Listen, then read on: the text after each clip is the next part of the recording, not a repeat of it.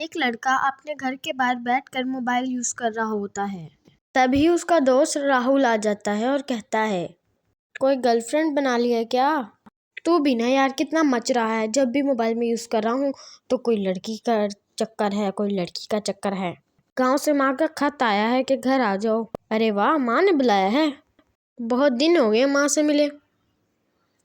سنا ہے گاؤں کی لڑکیاں بہت سندر ہوتی ہیں۔ ارے یار، تو کبھی نہیں سدھرے گا۔ تبھی وہاں ان کی دوست نینا اور آمنہ آ جاتی ہیں اور کہتی ہیں، ارے واہ، تم دونوں تو بہت چالاک ہو، اکیلے اکیلے گاؤں جانا چاہتے ہو، مجھے بھی لے چلو نا، میں بھی آنٹی جی سے مل لوں گی۔ ایسے میں نے کبھی گاؤں نہیں دیکھا ہے۔ نینا کی بات سن کے آمنہ بھی کہتی ہے، ارے واہ نینا، تو نے تو میرے منہ کی بات بول دی، میں بھی ملوں گی تم ساری کی مما سے۔ بہت مزہ آئے گا گاؤں میں، اور میں نے ٹرین اندر سے نہیں دیکھی۔ یہ بات سن کر سارے ہنسنے لگ جاتے ہیں اور کہتا ہے، روہت، اس بار ٹرین تمہیں اندر سے بھی دکھا دیں گے۔ پھر روہت اپنے ساتھ ساتھ اپنے تینوں دوستوں کی بھی ٹکٹ کرا لیتا ہے ٹرین کی، اور وہ ٹرین میں بیٹھ کر گاؤں جاتے ہیں۔ سونیا بہت زیادہ خوش ہوتی ہے۔ ارے یار، تم لوگ تو بہت منوس ٹائپ کے ہو۔ ارے یار، میں تو بور ہو گیا ہوں، ٹائم پاس ہی نہیں ہو رہا۔ راہل، ہم سب کو پتہ ہے کہ تو کرکٹ بہت اچھا کھیلتا ہے، لیکن اس کا مطلب یہ نہیں کہ ٹرین میں ہی کھیلنے لگے گا۔ کتنے بلکہ چھڑیل بنانے کا کھیل کھیلتے ہیں۔ یار مذاق تھوڑے کم کیا کر۔ ارے یار، میں مذاق نہیں کر رہا، ایک بار کھیل کے تو دیکھو، چھڑیل آئے گی۔ تم لوگوں میں تو ہمت ہی نہیں ہے۔ ہمت کی بات سن کر وہ تینوں میں جوش آ جاتا ہے اور کہتی ہے، ہمت کی بات کرتا ہے، چل کیسے کھیلتے ہیں بتا، چل کھیلتے ہیں۔ تو پھر راہل اپنے بیگ سے ایک بورڈ اور 4 موم بتیاں نکالتا ہے۔ پھر اس پیپر کے چاروں طرف موم بتیاں رکھ دیتا ہے۔ تو پھر وہ اس پیپر کے سامنے بولنے لگ جاتا ہے، اوئے دوسری دنیا کی چھڑیلوں، ہمارے سامنے آ جاؤ۔ راہل ایسے ہی بولتا رہتا ہے۔ چاروں آنکھیں بند کر کر بورڈ کے ادھر ادھر بیٹھے رہتے ہیں۔ تھوڑی دیر میں سونیا بور ہو جاتی ہے۔ ارے مجھے لگتا ہے کہ یہ راہل ہمیں بیوقوف بنا رہا ہے۔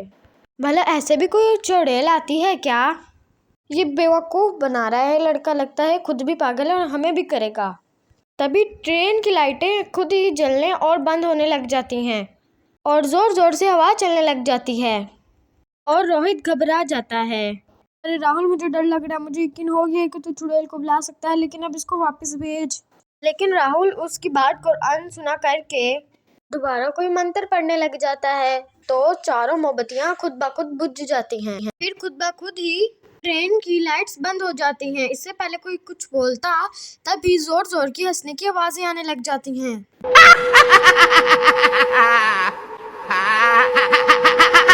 کیسی آوازیں آنے لگ گئی ہیں؟ لگتا ہے ہم چاروں کے علاوہ بھی ہے یہاں پر کوئی۔ کون ہے؟ کون ہے؟ تبھی ٹرین کی لائٹ جل جاتی ہیں اور ان سب کے سامنے ایک چھڑیل کھڑی ہوتی ہے، اور چھڑیل ہنستے ہوئے بولتی ہے، ہا ہا ہا ہا، میری دنیا سے مجھے کس نے بلایا؟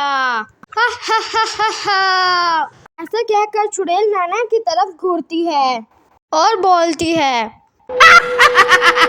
او گوری گوری لڑکی، کیا تو نے مجھے بلایا ادھر؟ جلدی بول بول، ورنہ میں تم چاروں کو کھا جاؤں گی۔ ہاں۔ چھڑیل کی دھمکی سے نینا گھبرا جاتی ہے۔ چھڑیل جی، میں نے آپ کو نہیں بلایا ہے، ہمارے دوست راہل نے آپ کو بلایا تھا۔ نینا کی بات سن کر چھڑیل راہل کی طرف گھورتی ہے۔ راہل اس کی اتنی گھوریاں ڈالنے سے ڈر جاتا ہے اور کہتا ہے، چھڑیل جی، ہم نے آپ کو یوں ہی بلا لیا تھا، پلیز ہمیں معاف کر دو، جہاں سے بھی آئے ہو پلیز یہاں سے چلے جاؤ، ہم نے دیکھ لیا آپ کو، پلیز جاؤ یہاں سے۔ چھڑیل ہنسنے لگتی ہے اور بولتی ہے، کیا میں ایسے ہی یہاں سے چلی جاؤں؟ مجھے عام انسان سمجھ رکھا ہے، میں چھڑیل ہوں، چھڑیل، نہ میں ایسے آتی ہوں نہ ہی میں ایسے جاتی ہوں۔ اب تو سن کہ تم چاروں مرو گے، ہاں، اب تم یہاں سے زندہ نہیں جاؤ گے۔ تبھی چھڑیل روہت کی گردن پکڑ لیتی ہے۔ اب تو گیا بیٹا، پہلے میں تیرا خون پیوں گی، پھر چمڑی تیری تل کے کھاؤں گی، پھر میں اپنے محل میں تجھ کا گوشت لے کر جاؤں گی، پھر سارے وہاں پر مزے سے کھائیں گے۔ چھڑیل کی بات سن کر سونیا بولتی ہے، ہاں اس چڑیل کو تو بہت بڑا لمبا مینیو کارڈ لگتا ہے، اس سے پہلے ہی ہمیں کھائے، ہمیں یہاں سے بھاگنا ہوگا۔ بھاگ تو نہیں پائیں گے، ایسا کرتے ہیں اس کو واپس بھیج دیتے ہیں۔ اس کو بھگانے کے لیے راہل منتر پڑھنے لگ جاتا ہے۔ اے چڑیل اپنی دنیا میں چلی جا۔ ارے یہ کوئی ٹی وی نہیں ہے جہاں میں آؤں بھی اور ایسے چلی بھی جاؤں، میں تو تم چاروں کو مار ڈالوں گی، مار۔ ایسا کہہ کر چڑیل روہت کی گردن دبانے لگتی ہے۔ روہت بولتا ہے، ارے میرے پیارے دوستوں مجھے بچا لو، یہ چڑیل مجھے مار ڈالے گی، بچا لو مجھے، میری تو شادی بھی نہیں ہوئی ہے ابھی، بچا لو میرے دوستوں۔ روہت کو یوں پھنسا دیکھ راہل چڑیل کو دھکا دینے لگ جاتا ہے، لیکن چڑیل کو کوئی اثر نہیں ہوتا۔ اس کے پاس ایک جادوئی لاکٹ ہوتا ہے۔ تبھی راہل وہ لاکٹ چڑیل کو دکھاتا ہے تو چڑیل کہتی ہے، ارے اس کو یہاں سے ہٹا، ارے میں تم لوگ چاروں کو کھا جاؤں گی، ہٹا اس کو یہاں سے۔ لیکن راہل چڑیل کے سامنے لاکٹ لاتا ہے اور چڑیل ڈر کے مارے وہاں سے غائب ہو جاتی ہے اور روہل چڑیل کے چنگل سے آزاد ہو جاتا ہے۔ یار راہل تو بہت ہی اچھا دوست ہے۔ ویسے یار تو نے ہمیں کہاں پھنسا دیا تھا، کیسے گیم میں لے کر آتا ہے تو۔ تبھی وہاں پر لائٹ بند چالو ہونے لگ جاتی ہے اور پھر لائٹ اچانک سے بند ہو جاتی ہے۔ ارے مجھے ڈر لگ رہا ہے، یہ نہ ہو کہ چڑیل وہ دوبارہ سے آ جائے۔ مجھے لگتا ہے وہ چڑیل کچھ دیر کے لیے چھپ گئی ہے، ہمیں اسے واپس بھیج دینا چاہیے۔ نینا کی بات سن کر روہت بولتا ہے، تم لوگوں کو جو بھی کرنا ہے کرو، مجھے واش روم جانا ہے۔ روہت کی بات سن کر راہل بولتا ہے، ارے بھائی تیرا دماغ تو نہیں خراب ہو گیا، اس وقت تو واش روم جانے کے لیے ترس رہا ہے؟ اگر تجھے چڑیل نے پکڑا ہوتا تو تجھے پتا لگتا، میں تو جاؤں گا، مجھے تو بہت تیز لگی ہے۔ اتنا بول کر روہت واش روم کی طرف جانے لگتا ہے۔ جب وہ واش روم سے آتا ہے وہ دیکھتا ہے کہ چڑیل اس کے سامنے کھڑی ہے۔ واہ مجھے تو میرا شکار مل گیا۔